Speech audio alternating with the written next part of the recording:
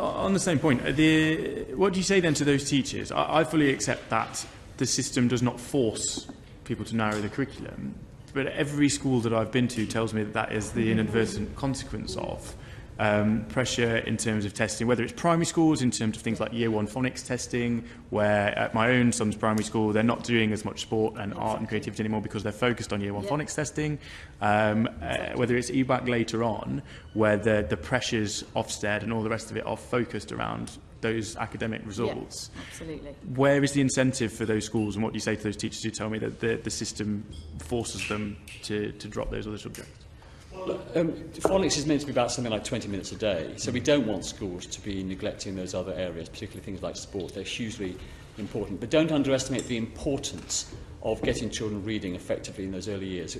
In Newham, for example, the second most disadvantaged area in England, 88% of young people are reaching the expected standard in phonics, and the free school meal figure is 83%. That's significantly higher than the national average for both free school meals and non-free school meal children. And that means that in Newham, those children the social mobility consequences are phenomenal for those children leaving primary schools fluent in reading.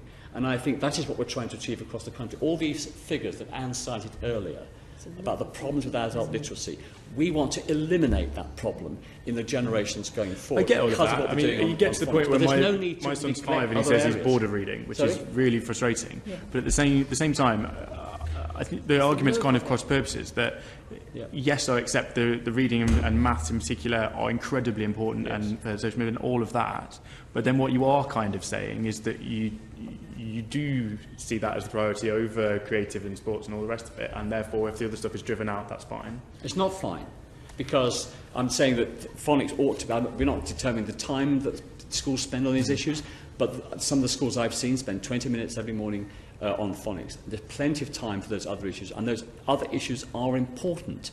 And Amanda Spielman herself will say that she's looking at the wider curriculum in both primary and secondary. And Key Stage 3 has been an issue that Michael Wiltshire identified. What is the curriculum that's being studied at Key Stage 3? There is a worry about that, and we are addressing that issue. But nothing I say about the EBAC or about the importance of phonics or the importance of maths in primary school should drive out those other subjects. In fact, the opposite. The way to do well in the Key Stage 2 reading test is to have read widely, to develop a love of reading, and that's in the national curriculum. We want young people to develop that love of reading. And you can see it in the statistics that reading, when we first introduced the more demanding SATs in 2016, 66% of young people reached the standard. Last year that was 75%. So schools are responding extremely well